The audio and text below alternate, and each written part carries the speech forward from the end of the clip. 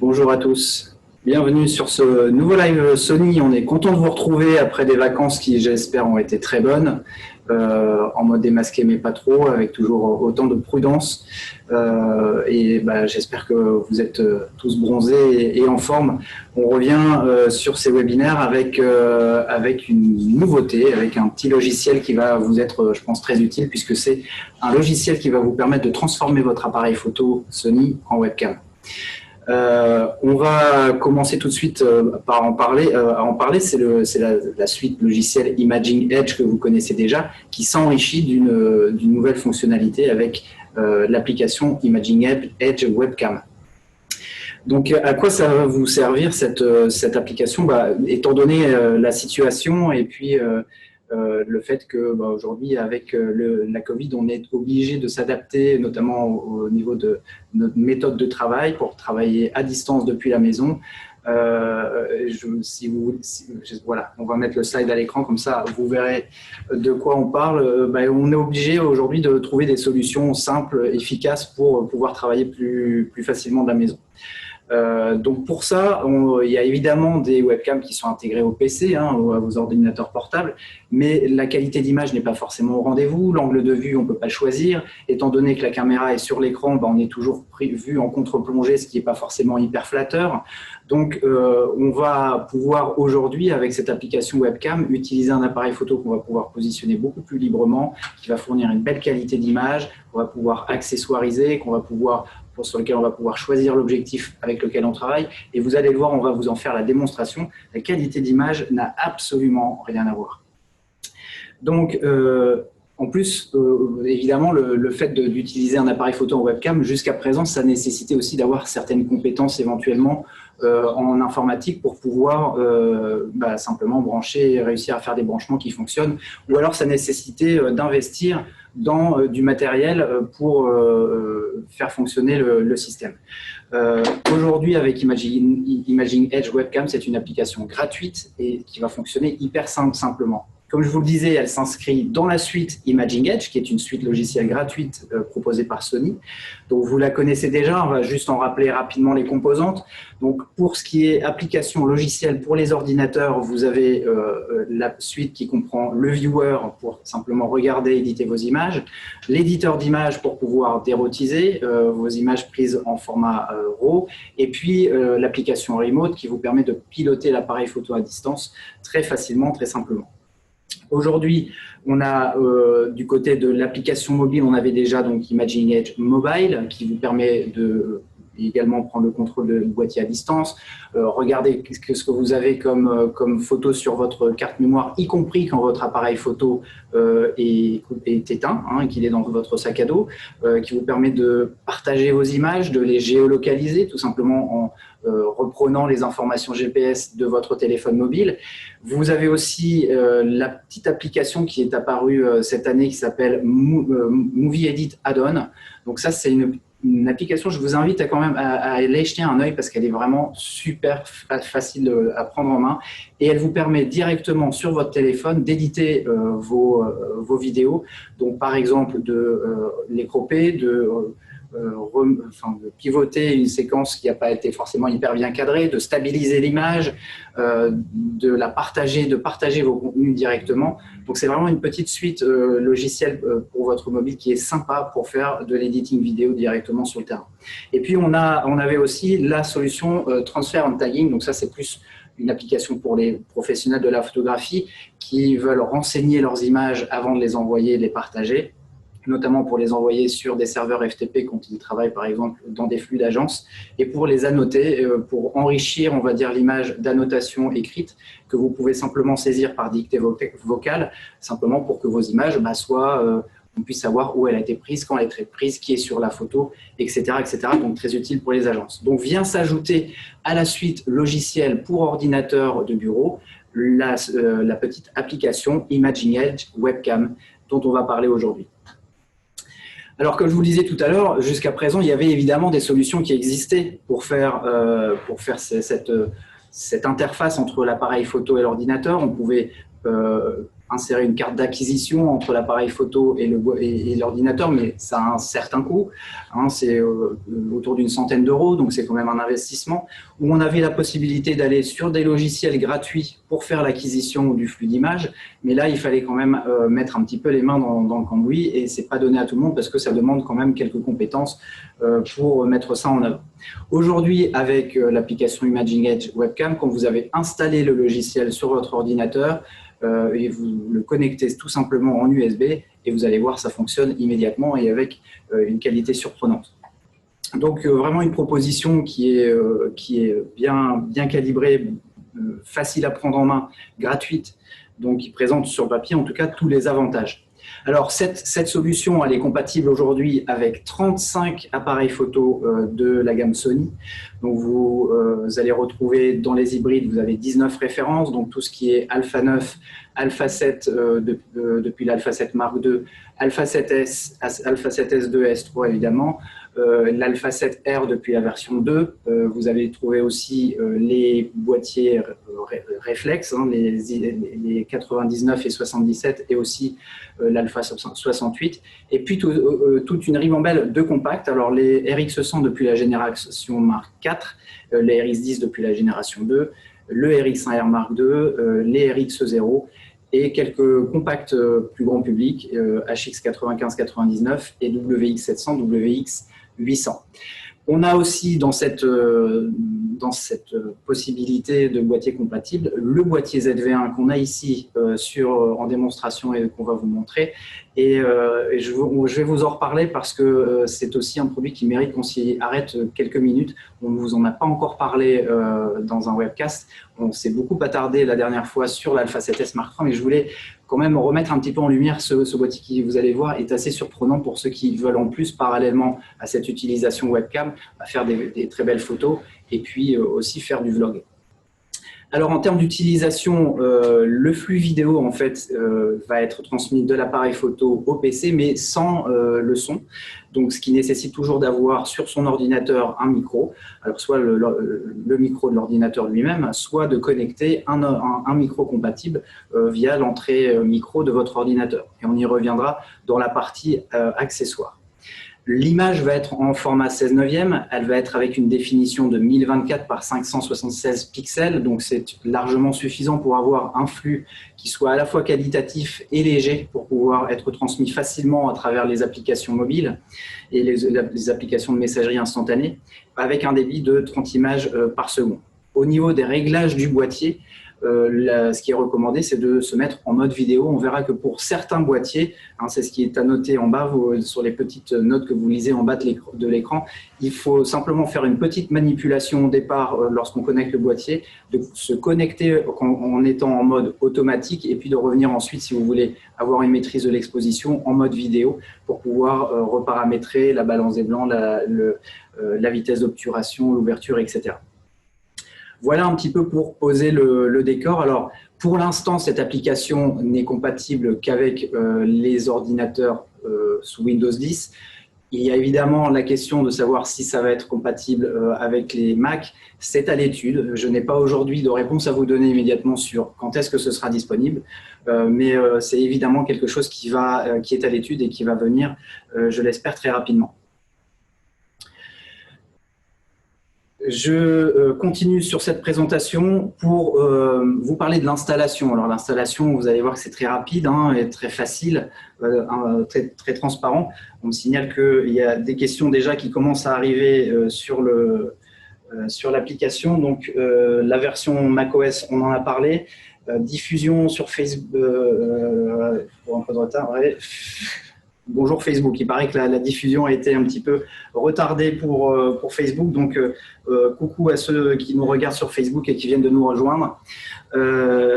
Merci à la régie pour ces informations. Donc l'application, vous allez la télécharger sur le site tout simplement sony.fr. Vous allez dans la rubrique support et vous allez trouver tous les liens de téléchargement. Simplement, vous tapez dans la barre de recherche Imaging Edge Webcam ou vous regardez simplement sur un moteur de recherche et vous allez très rapidement la trouver. Elle est disponible avec un installateur en français, donc je pense que vous n'aurez pas de mal à l'installer. C'est une ligne droite. Ensuite, pour appairer l'appareil photo, alors il y a quelques précautions à prendre au préalable. C'est que tout d'abord, puisqu'on va connecter l'appareil en USB, il faut couper la communication Wi-Fi qui peut être déjà préétablie avec votre téléphone mobile. Donc ça, c'est simplement une précaution à prendre. Donc vous allez trouver ce réglage dans le menu réseau de votre appareil photo. Vous avez une fonction qui s'appelle contrôle avec smartphone. Il faut simplement la mettre sur off. Ensuite, vous allez régler l'interface USB parce qu'il faut que l'USB soit en mode prise de contrôle du PC à distance.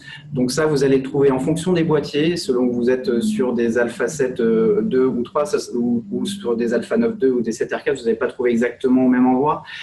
Simplement, l'interface, vous allez la trouver sur le menu réglage PC à distance pour les boîtiers classiques Alpha 7 de la deuxième et troisième génération, et pour les boîtiers de toute dernière génération, Alpha 7R4, Alpha 9 Mark II, Alpha 7S3, vous allez trouver ce réglage dans le menu réseau, dans l'option fonction PC à distance, où il faut l'activer tout d'abord, et puis ensuite la régler en mode PC à distance. Donc ça, c'est les deux petits réglages qu'il faut faire au préalable sur votre boîtier. Ensuite, vous vous connectez en USB et la suite se passe dans votre application de messagerie. Vous allez devoir simplement changer votre caméra, puisque par défaut, c'est la webcam de votre ordinateur qui va prendre la main.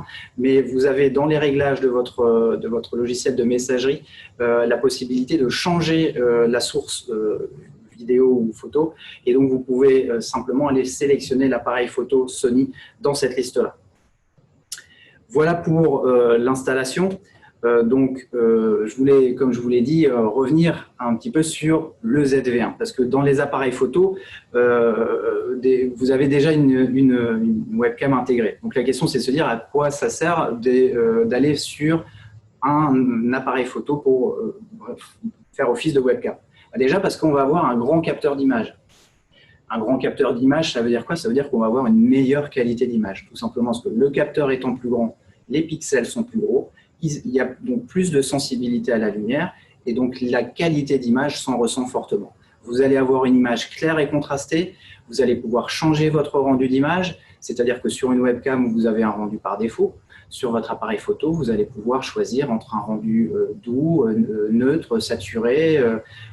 Voilà, vous allez pouvoir vraiment, et puis même pourquoi pas, un rendu créatif pour donner une singularité à l'image que vous émettez. Vous allez aussi pouvoir gérer le flou d'arrière-plan, c'est-à-dire, évidemment, quand on travaille de chez soi, on n'a pas forcément envie d'exposer son intérieur et son intimité, donc vous allez pouvoir, avec un boîtier à grand capteur qui va donner donc un flou d'arrière-plan plus marqué, vous allez pouvoir noyer le fond dans du flou et ça va être plus joli aussi à l'image puisque vous vous détacherez mieux de votre environnement. Donc ça, c'est aussi lié à la taille du capteur, hein, cet effet de flou d'arrière-plan, de ce qu'on appelle le bokeh. Plus on a un grand capteur, plus cet effet va être marqué.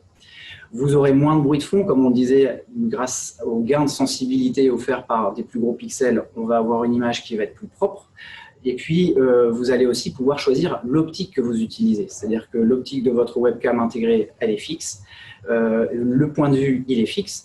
Là, vous allez pouvoir choisir l'optique qui vous convient, tout simplement pour laisser plus ou moins de place au fond ou pour pouvoir vous placer plus ou moins proche de votre caméra, peut-être zoomer sur des détails, prendre votre caméra pour filmer quelque chose qui se trouve à côté de vous. Donc, ça va vous offrir beaucoup plus de souplesse et pour ça, vous allez pouvoir choisir l'optique qui s'adapte bien. Évidemment, il y a certaines optiques qui vont mieux convenir que d'autres. On y reviendra un petit peu plus loin dans le choix des optiques. Et puis, vous allez pouvoir aussi régler votre image. Votre webcam intégrée ne vous offre quasiment pas de réglage pour ça. Donc, pour gérer la luminosité, et puis des fois, quand on est en contre-jour et qu'on n'a pas la possibilité de changer de place, c'est gênant. Donc là, vous allez vraiment pouvoir maîtriser l'exposition et la balance des blancs. Et vous allez pouvoir, avec votre objectif, gérer le flou d'arrière-plan et puis le cadre. Et puis aussi, avec votre zoom, si par exemple vous avez un ZV1 avec un zoom 24-70, vous allez vraiment pouvoir ajuster votre cadre au mieux. La mise au point, vous allez voir que ça aussi, c'est un aspect important, c'est que la mise au point va être rapide et précise. Et de ce point de vue-là, justement, on a des solutions innovantes chez Sony à vous proposer, notamment à travers de ce ZV1, on va y revenir. Et puis, vous savez aussi que Sony a une technologie très singulière qu'on a été les premiers à mettre en œuvre et à développer aussi avec autant d'insistance et de pertinence, c'est la technologie IAF. C'est-à-dire que quand vous vous filmez, automatiquement, le boîtier va reconnaître qu'il y a un visage dans l'image, il va faire la mise au point sur votre visage et plus précisément encore sur votre œil, de manière à ce que vous apparaissiez à l'image parfaitement net et que les éléments de votre environnement ne soient pas pris en compte par erreur.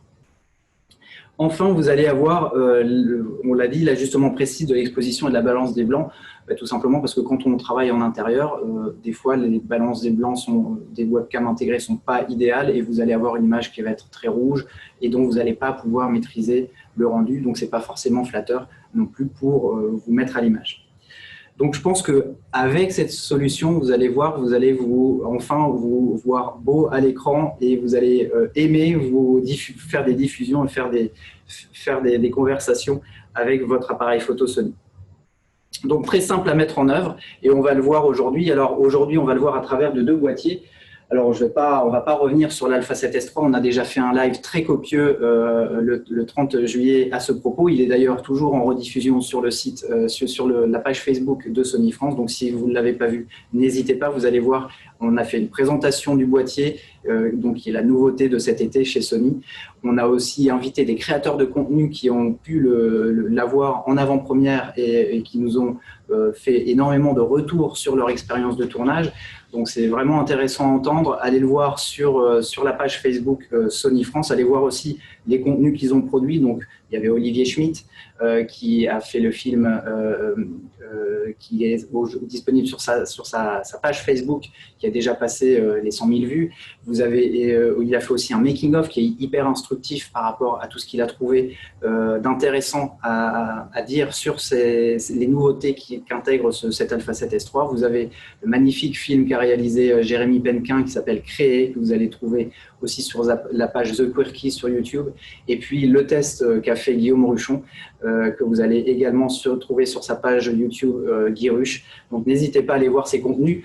On ne va pas s'attarder davantage sur ce boîtier-là. Je l'ai pris simplement pour vous montrer ce que ça fait comme avantage d'avoir un boîtier plein format en termes de qualité d'image. On va plutôt reparler du ZV1, donc c'est ce petit boîtier que vous voyez sur cette slide à gauche. C'est celui qui est ici à côté de moi sur la table. Donc vous le voyez, c'est un petit boîtier très compact qui dispose d'un écran orientable. Donc vous allez pouvoir utiliser aussi en mode selfie pour vous voir vous-même déjà quand vous vous filmez, même quand vous n'êtes pas sur votre ordinateur. Et puis avec cette petite moumoute là qui est au-dessus, en fait c'est simplement ce qu'on appelle une bonnette anti-vent. C'est quand vous êtes en extérieur et que le vent souffle, ça peut faire des bruits désagréables dans le micro. Et donc ça empêche tout simplement d'avoir cette pollution sonore quand vous enregistrez une vidéo en extérieur. Et puis vous voyez que là, il est montré avec une poignée vlog, donc c'est celle que j'ai ici, d'ailleurs, que j'ai mise sur cet Alpha 7S Mark III et qui vous permet très simplement de vous filmer en toute autonomie. Vous avez des touches de fonctions qui vous permettent d'activer une prise de vue photo ou vidéo, d'activer un zoom si vous disposez d'un zoom motorisé, d'activer des fonctions personnalisées. Donc, c'est vraiment hyper commode. C'est sans fil, hein. C'est une poignée Bluetooth, donc elle est connectée au boîtier sans aucune liaison filaire. Donc, c'est hyper commode à l'usage. Et puis, ça vous sert aussi de trépied lorsque vous voulez le poser sur votre table pour vous filmer et par exemple pour vous servir de votre appareil comme webcam. Donc, ce ZV1, comme je vous le disais, il a cette petite bonnette anti-vent là, qui empêche d'avoir des bruits désagréables dans le micro. Et vous voyez que sur le petit schéma qui est exposé ici, vous avez 3 petits points rouges. C'est tout simplement 3 capsules d'enregistrement du son. Et ces capsules d'enregistrement du son, elles ne sont pas là par hasard, elles ne sont pas disposées n'importe comment non plus. Elles permettent de savoir, de vraiment bien saisir le son environnant et de le spatialiser. Pour, par exemple, se focaliser lorsque vous êtes en mode face cam sur vos fréquences vocales, lorsque vous parlez à la caméra, et de manière à concentrer, on va dire, le son sur ce qui est intéressant dans la scène. Donc ça, c'est un micro digital, donc numérique, qui est hyper performant, qui va vous donner un son très juste, très cristallin. Donc ça, c'est vraiment une technologie qui fait la différence à l'usage pour ceux qui veulent faire du vlog. Donc, quels sont les avantages de ce ZV1? Déjà, c'est qu'il est hyper compact et léger. Hein. C'est la taille d'un RX100 si vous connaissez déjà un petit peu les gammes Sony. Il a un écran qui est orientable, donc vous pouvez mettre en mode vlog. Il a un zoom, donc ça c'est très pratique, comme on disait tout à l'heure, pour choisir votre cadre, pour composer votre cadre, y compris quand vous vous en servez en mode webcam. Donc un 24-70 mm avec des grosses ouvertures, f1.8 2.8. On va expliquer un petit peu pour ceux qui nous écoutent et qui n'ont pas encore ces notions techniques, à quoi ça sert d'avoir une grande ouverture. C'est notamment justement pour avoir le fond plus flou et pour que à l'image, on puisse être concentré sur votre expression, sur votre visage. Il a un grand capteur, c'est un capteur 1 pouce, donc c'est beaucoup plus grand capteur que ce que vous trouvez sur une webcam d'ordinateur portable, par exemple. On verra tout à l'heure la différence que ça fait, on pourra comparer les qualités d'image. Et vous avez la possibilité de capter des vidéos hyper haute définition, puisque c'est un boîtier 4K. Avec, à l'avant, vous le voyez, à côté de l'objectif, vous avez un petit témoin lumineux rouge. Donc, quand vous vous filmez face cam, vous voyez si l'appareil est allumé ou pas. Vous avez le Real-Time AF. Donc, le Real-Time AF, c'est quoi? C'est une technologie de mise au point où vous utilisez l'écran en mode tactile pour désigner votre sujet dans l'image. Et une fois que vous l'avez désigné, l'appareil photo va suivre uniquement ce que vous lui avez pointé au départ. Et donc, ça vous permet de suivre un sujet en mouvement tout en vous assurant qu'il reste parfaitement net. Vous avez le micro Clear Voice dont on a parlé avec la bonnette anti-vent et vous avez des fonctions qui sont super intéressantes et je vais vous en faire la démonstration tout de suite parce que ça, c'est vraiment unique dans ce domaine-là, le bokeh switch, le mode présentation produit et le mode police et non pas police puisque il n'est pas question de quelque chose de répréhensible. Voilà. Et puis, un dernier point, il est très accessible en plus. Je vous montre vite fait ce que c'est que ces fonctions bokeh switch, présentation produit et police. Donc voilà, je vais allumer mon boîtier. Vous allez me voir apparaître à l'image sous un autre angle. Voilà, est-ce qu'on l'a? Voilà. Donc là, on est sur l'écran. Donc je vais activer le mode présentation produit. Donc là, il est off. Donc vous voyez que si je mets ma main devant, il va faire la mise au point déjà très rapidement. Mais il y a un tout petit délai entre le moment où je montre ma main et le moment où il fait la mise au point. Lorsque je suis en mode présentation produit, donc par exemple, là, je vais vous montrer une batterie. Voilà, hop, vous voyez que instantanément, la mise au point est faite sur l'objet que je présente au premier plan et immédiatement quand je le retire, la mise au point revient sur mon visage et pas sur le fond et elle ne met aucun délai à s'ajuster. Donc ça, c'est vraiment, pour ceux qui veulent faire du vlog et de la présentation de produits, c'est vraiment quelque chose de très intéressant.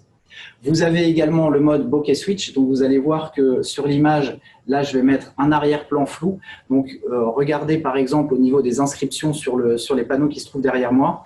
Donc là j'ai le mode bokeh switch on, pardon, et là je me mets en mode net, c'est-à-dire que là je vais avoir une plus grande profondeur de champ. On va revenir tout à l'heure un petit peu sur ces notions, mais vous voyez que là du coup tout ce qui est derrière moi devient beaucoup plus visible, beaucoup plus net, et donc voilà, je repasse en mode flou pour vous montrer un petit peu la différence. Donc ça, c'est des fonctionnalités intéressantes pour ceux qui font du vlog. Je vais vous montrer aussi, je voulais vous montrer aussi le mode police. Il faut juste que je trouve à activer le menu. Voilà, ici. Pardon, il va falloir que je passe derrière la caméra. Je ne le localise pas. Il est là-haut. Voilà. Donc, j'ai du mal à le trouver à l'arrière. Voilà. Donc, vous voyez que vous avez un mode eau douce. Donc là, il était on. Je vais le mettre off et on et vous allez voir la différence que ça fait. Donc là, il est off.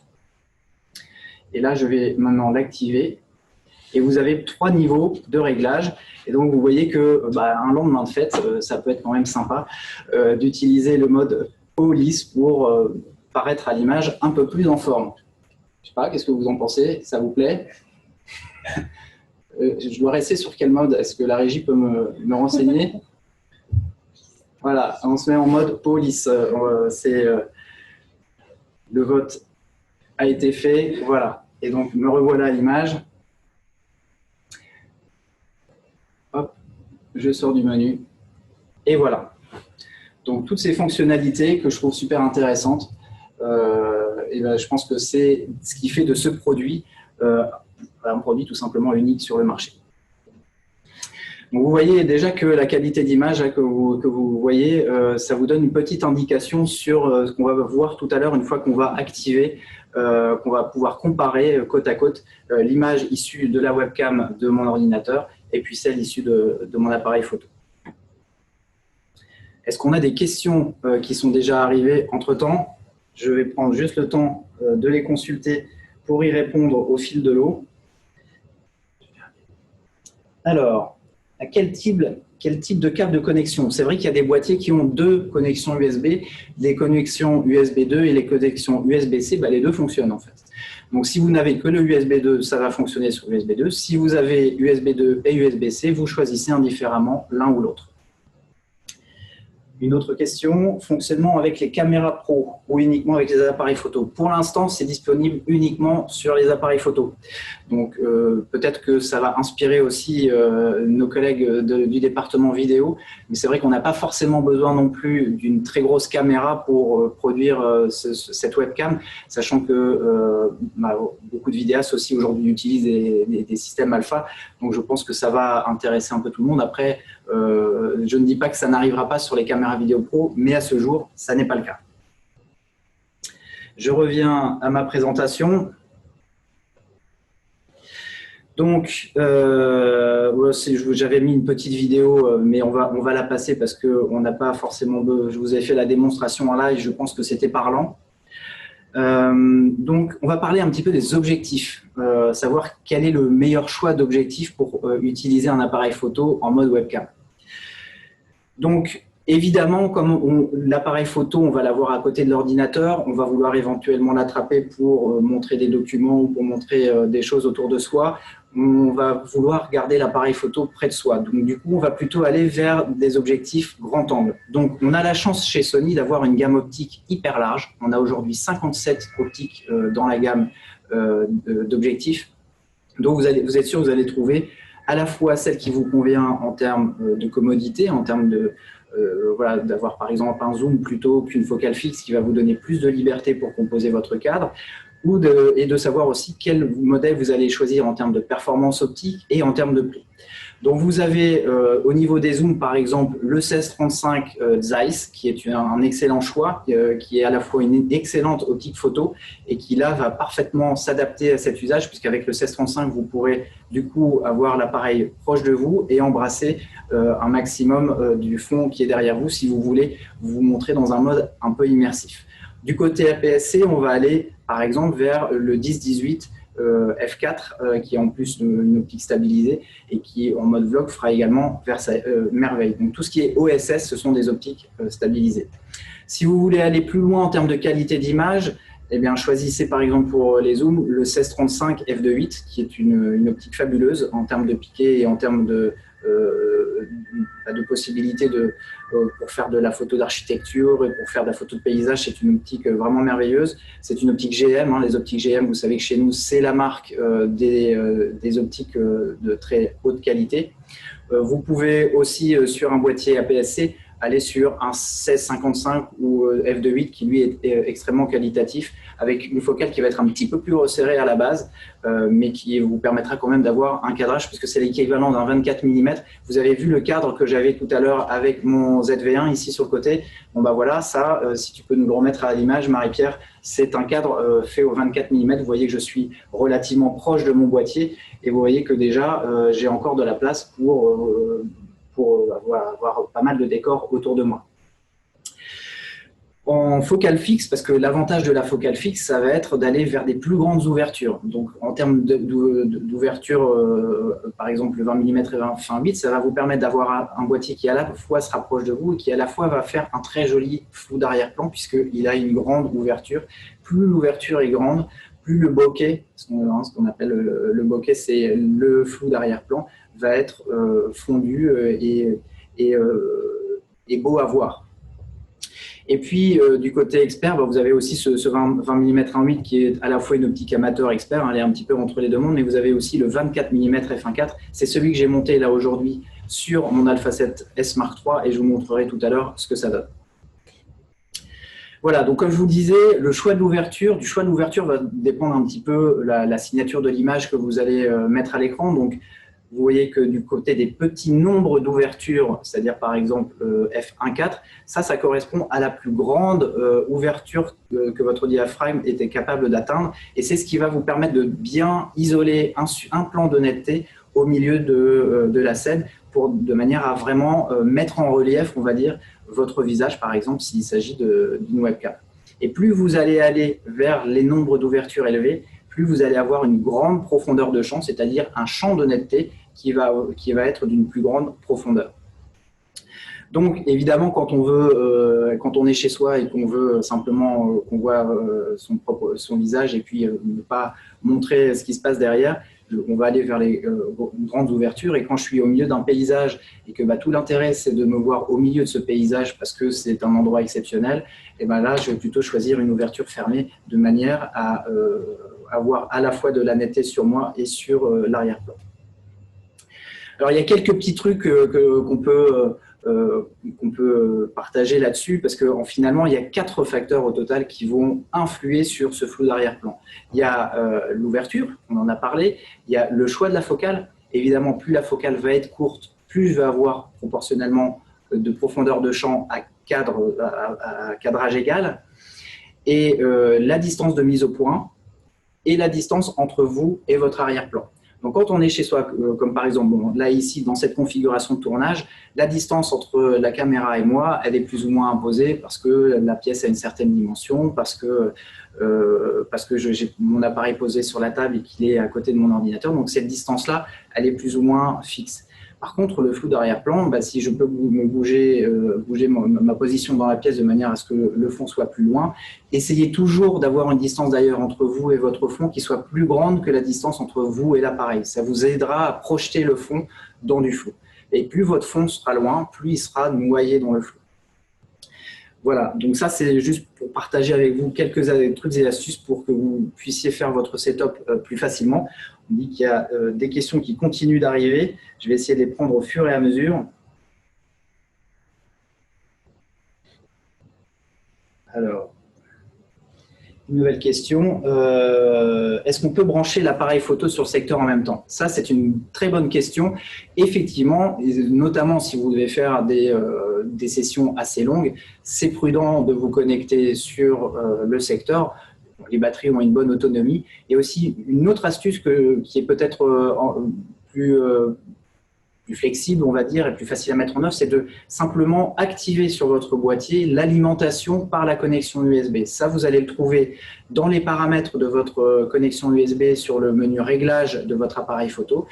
Vous avez une option qui vous permet de faire, d'ailleurs, je peux peut-être, si tu peux me mettre à l'écran ici, est-ce que j'ai cette fonction? Alors, le Alpha 7S Mark III étant très récent, je n'ai pas encore tous les réglages parce que le menu a été modifié. Donc, je vais essayer de retrouver rapidement cette fonction de l'USB. Donc voilà, ici sur l'USB, vous avez un réglage qui s'appelle réglage. Hop, pardon. Ouais, hop, on va se mettre comme ça. Voilà. Donc là, vous voyez, dans le menu outils, vous avez une option qui s'appelle réglage USB.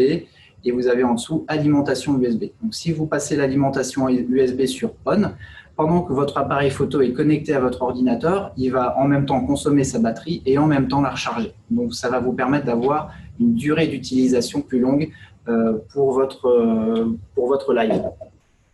Qu'y avait-il comme autre question?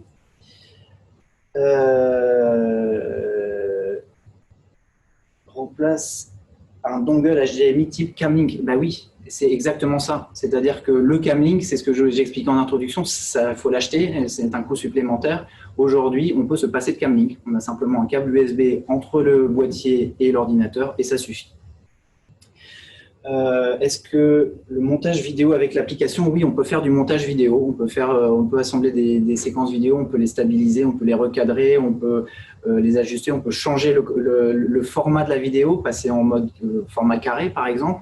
On peut, maintenant que les appareils photo sont capables aussi de détecter si la vidéo a été filmée horizontalement ou verticalement, on peut aussi manipuler des séquences vidéo qui ont été prises verticalement. Donc c'est vraiment, allez voir, allez télécharger cette application, vous allez voir que vous allez vous amuser. Et puis, est-ce qu'il y a des risques de piratage des données? Alors ça, c'est une question qui revient souvent. Là-dessus, en termes de piratage des données, étant donné qu'on est dans un flux descendant entre le boîtier et l'ordinateur, j'allais dire que c'est le pare-feu de votre ordinateur qui va faire la sécurité de votre système. Ça n'a pas à voir avec la connexion directe en local, entre votre boîtier et votre ordinateur. Voilà pour les questions. J'espère que j'ai répondu et que c'était bien par rapport à ça que vous me questionniez. On continue sur la présentation. Alors, quelques petits conseils encore d'usage. Vous voyez, j'avais noté cette astuce d'activer la fonction charge par USB pour maximiser l'autonomie de la batterie. Je vais couper mon petit boîtier en attendant. Et puis, vous pouvez aussi effectivement avoir des adaptateurs secteurs. Alors, tous les appareils n'ont pas dans leur gamme d'accessoires des adaptateurs secteurs. Mais bon, on va dire par exemple pour la gamme Alpha, vous en avez effectivement. Mais je vous dis, avec cette connexion USB, déjà, vous verrez que vous avez une très très belle autonomie. Comme conseil que je peux vous donner également, c'est prenez un pied, ce sera beaucoup plus stable, ça vous permettra de disposer l'appareil photo éventuellement plus loin. Si là, par exemple, je veux resserrer mon cadre pour avoir moins d'environnement derrière moi, je vais prendre une plus longue focale, donc je vais mettre l'appareil photo plus loin. Et pour qu'il soit à bonne hauteur, le mieux, c'est d'avoir un pied. Et puis, si vous voulez l'utiliser à proximité de vous, vous prenez simplement, par exemple, ces petits statifs qui vous font en plus office de caméra vlog. Et ça, c'est bien pratique, à la fois pour poser le boîtier et puis pour l'utiliser en vlog. En termes d'éclairage, c'est toujours mieux de rééclairer parce que ça fait partie aussi de cette créativité qu'on veut mettre éventuellement dans la manière dont on se met en scène. Maintenant, ce n'est pas forcément indispensable. Surtout, l'avantage que vous avez en utilisant un boîtier Sony Alpha ou RX, c'est que vous pouvez régler votre balance des blancs. Donc, vous pouvez ajuster la colorimétrie de votre image parce que c'est souvent ça qu'on a comme problème avec les webcams, c'est qu'on a des températures de couleurs qui sont très aléatoires. On peut qu'on soit un peu en contre-jour, qu'on a un mélange d'éclairage. Les systèmes des PC ne savent pas forcément bien gérer ces choses-là. Avec votre boîtier, c'est vous qui aurez la main, c'est vous qui choisirez comment vous réglez votre balance des blancs notamment. Après, évidemment, quand vous filmez en intérieur le soir avec juste une petite lampe de bureau, ça va être un petit peu juste. Après, ça peut créer une ambiance, mais vous avez la possibilité de vous rééclairer très simplement. On a d'ailleurs, on verra dans la gamme d'accessoires, des petites choses à vous proposer pour ça. Et puis, comme je vous le disais tout à l'heure en introduction, la connexion USB ne va pas prendre en charge le flux audio. Donc, il faut que vous ayez sur votre ordinateur, soit vous utilisez le micro de votre ordinateur, soit que vous ayez un casque, soit que vous ayez un micro de table ou un micro cravate. Et on a également ça à vous proposer. Voilà la gamme d'accessoires. Donc, vous voyez que en fonction des différents boîtiers, à peu près tout est utilisable. Simplement, l'alimentation ne va pas fonctionner sur le boîtier compact, mais vous avez donc pour les micros toutes les références Sony qui correspondent pour les micros de table, les micros de main, les micros, le ECM AW4, c'est un micro cravate. Vous avez des petites minettes, ce qu'on appelle des minettes, c'est des éclairages que vous allez simplement accrocher sur la griffe porte-accessoire de votre boîtier. Et puis, vous avez les poignées vlog, comme on en a parlé, et les systèmes d'alimentation externe. Voilà, ça, c'est les petits compléments qui peuvent vous permettre d'améliorer encore votre setup pour aller plus loin dans l'usage. Voilà pour la présentation, parce que comme je vous le promettais, on va faire un test en live pour que vous vous rendiez compte effectivement de ce que ça veut dire, tout ce que je viens de vous expliquer en termes de qualité d'image. Je vous l'ai décrit, mais le mieux c'est de le voir, donc on va le tester tout de suite. Je vais juste prendre les quelques questions qui se sont posées entre-temps. Alors, qu'est-ce qu'on a comme autre question ? Quand va être disponible l'application? Elle est déjà disponible, elle est téléchargeable dès à présent. Simplement tapez dans votre moteur de recherche Imaging Edge Webcam et vous allez rapidement tomber dessus. Est-ce que le plan de Jet 27 et whisky, ça donne l'ambiance de l'équipe? Ouais, on est en mode retour de vacances. En fait, alors je ne vous ai pas parlé du décor, mais ça me donne l'occasion de vous en parler. Effectivement, on a créé ce décor, non pas uniquement pour faire ce live, mais parce qu'on fait un showroom au siège social de Sony actuellement pour présenter cet Alpha 7S Mark III qui est la nouveauté de l'été. Et d'ailleurs, vous y êtes invité si vous le souhaitez. Et si ça vous intéresse, de venir voir. Alors, je ne dis pas de prendre un Jet 27, en fait, ce n'est pas du vrai. Hein. Mais au moins, voilà, qu'on puisse parler photo autour de nos produits. Vous êtes les bienvenus. On vous invite. Si ça vous intéresse, envoyez-nous un message à l'adresse contact.photopro@sony.com et on vous proposera des dates pour venir nous rencontrer et puis pour voir justement si ça vous intéresse aussi de voir, par exemple, le setup de ce webcast. On pourra vous l'expliquer. On pourra vous montrer aussi le 12-24 f2.8. Bon, on espère qu'il va arriver. On n'en a pas, pour l'instant, on n'a pas à disposition, mais il doit revenir prochainement. On a le 7S3, on a voilà, tout ce que vous voulez voir comme produits Sony, on les a à disposition pour vous les montrer. Donc, si ça vous chante, on sera très content de vous accueillir. Il y avait encore une autre question. La prise en charge multicam. Alors, on n'en est pas là avec l'application webcam. Pour l'instant, on est en gestion monocam. Après, on a d'autres systèmes pour faire du multicam. Par exemple, avec les RX0, vous pouvez tout à fait faire des setups multicam que vous gérez depuis depuis une interface web. Donc, pour le multicam, on a d'autres solutions. Mais ce n'est pas l'objet d'une webcam. Là, pour le multicam, par exemple, aujourd'hui, sur le setup qu'on utilise, vous avez, et comme j'ai des appareils photo connectés, je vais peut-être même pouvoir vous le montrer. On a aujourd'hui sur notre setup, et puis comme ça, je vais vous présenter l'équipe, Marie-Pierre qui travaille derrière la console. Je vais me connecter mon Alpha 7S Mark III et vous montrer comment on travaille en multicam ici pour ce live. Et puis comme ça, je vous montre aussi un petit peu l'ambiance de ce décor. Alors, je quitte un petit peu le cadre. Je reviens tout de suite. Bonjour, donc vous avez ici Marie-Pierre et Fabrice. Vous voyez derrière, nous avons une belle palette de produits en exposition. Encore une fois, n'hésitez pas à nous écrire si vous souhaitez nous rendre visite. Et donc ici, aujourd'hui, ce qu'on utilise, c'est ça. Alors je vous la montre à l'envers parce que c'est pas très commode avec le câble qui est connecté.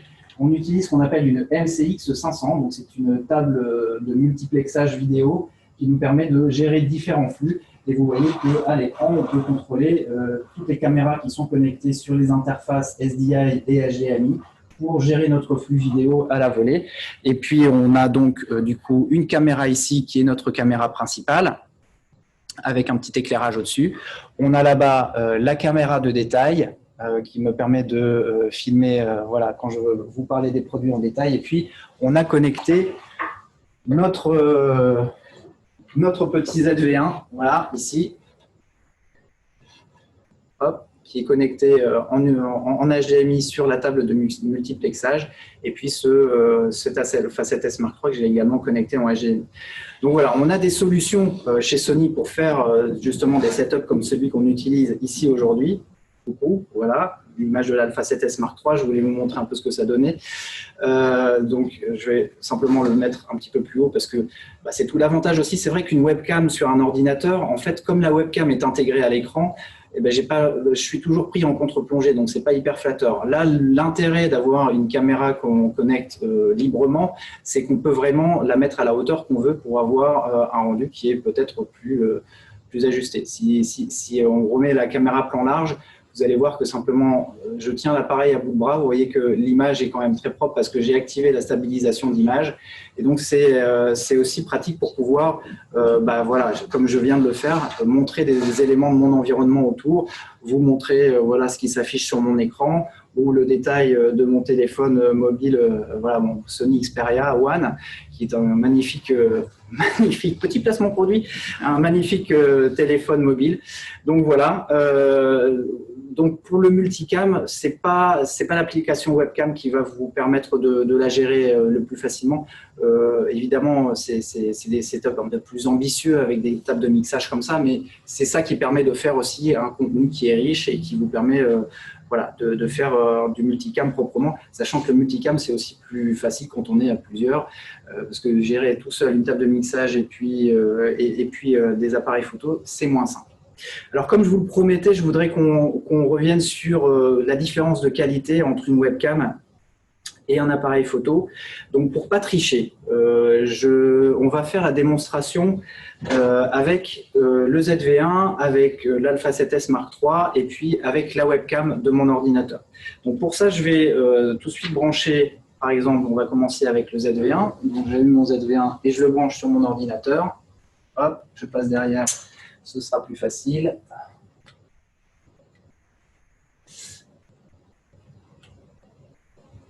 Bon, je vais le débrancher du HDMI, parce que je ne peux pas gérer le flux HDMI et le flux USB en même temps. Alors, la connexion n'est pas très grande, donc hop, on va essayer de le faire proprement.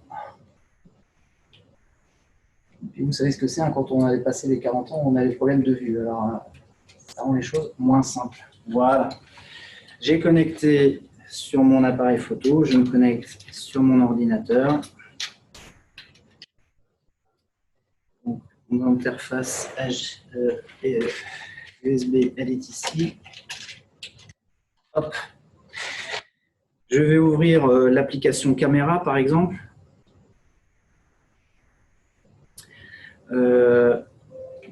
Je vais rebrancher mon ordinateur pour que vous puissiez voir ça à l'écran également. Merci Marie-Pierre. Marie-Pierre qui est aux consoles et qui est mon deuxième cerveau.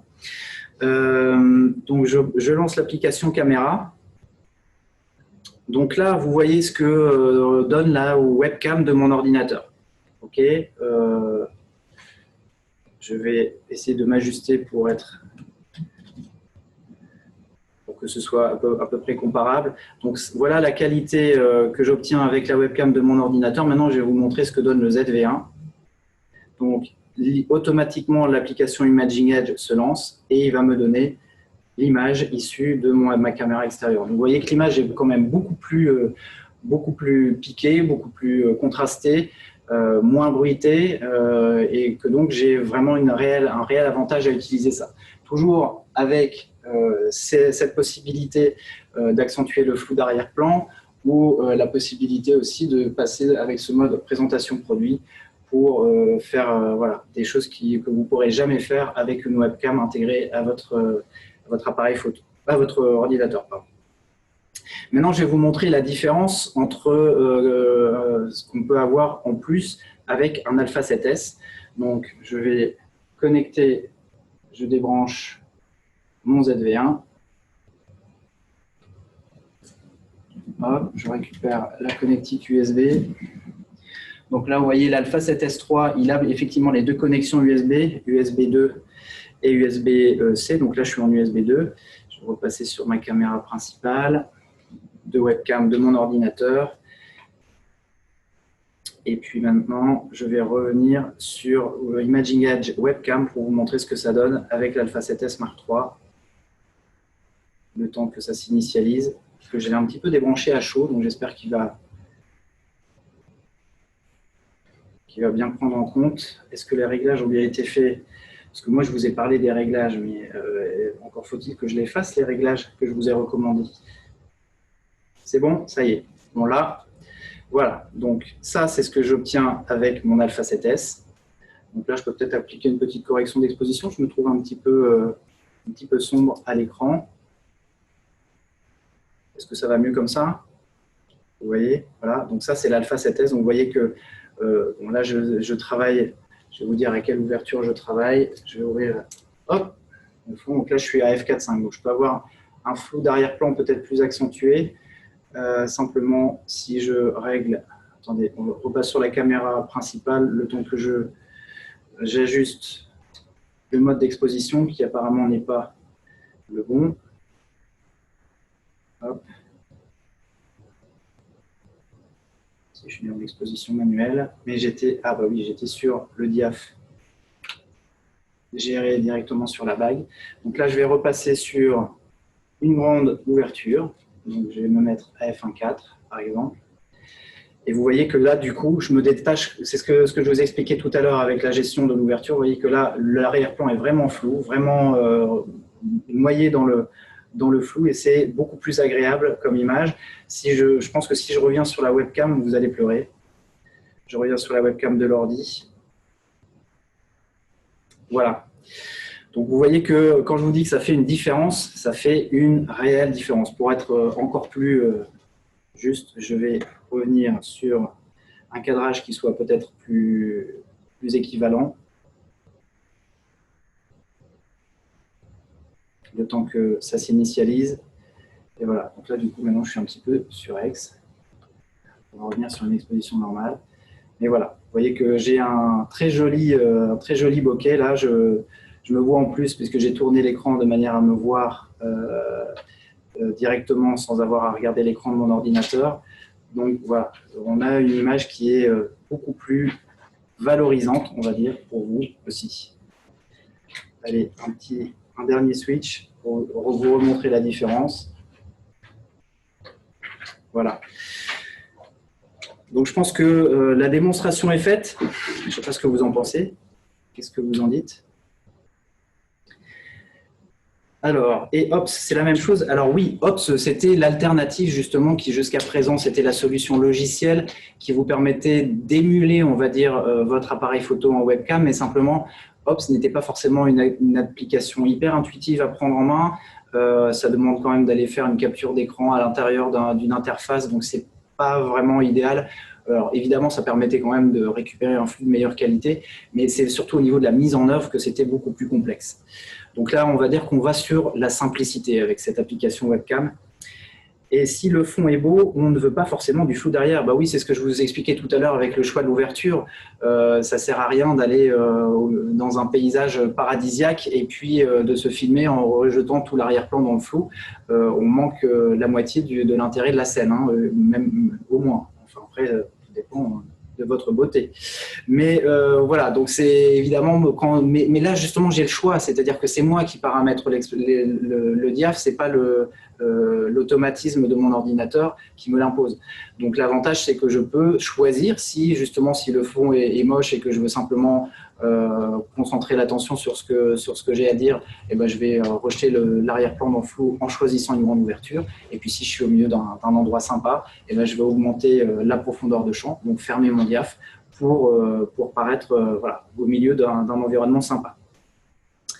Et ben voilà, est-ce qu'il y a d'autres questions qui sont remontées? En tout cas, j'étais très content de partager cette présentation avec vous. J'espère que vous serez nombreux à télécharger l'application et à l'utiliser et qu'on vous verra tous beaux à l'écran. Je suis sûr que déjà vous allez vous trouver très beau grâce à cette application Imaging Edge Webcam. Encore une fois, je vous le redis, ce showroom, il a aussi été construit pour pouvoir vous y accueillir. Donc, si vous voulez nous rejoindre et venir voir de plus près cette Alpha 7S Mark III, si ça vous intéresse, écrivez-nous un message contact.photopro tout attaché, photo au singulier, pro au singulier, @sony.com. Voilà, la semaine prochaine, je vous donne d'ores et déjà rendez-vous pour notre prochain Alpha Webcast. Ce sera avec notre ambassadeur Francis Bompard, qui est un photographe de sport émérite et expérimenté, un utilisateur de produits Alpha évidemment, qui viendra vous parler à la fois de sa technique et de son métier. On se réjouit d'avance de vous retrouver donc la semaine prochaine en compagnie de Francis Bompard. Ce sera même lieu, même heure, même endroit. On sera, je pense, dans le même décor puisque ce showroom va durer tout le mois de septembre. Donc, rendez-vous la semaine prochaine et d'ici là, prenez soin de vous.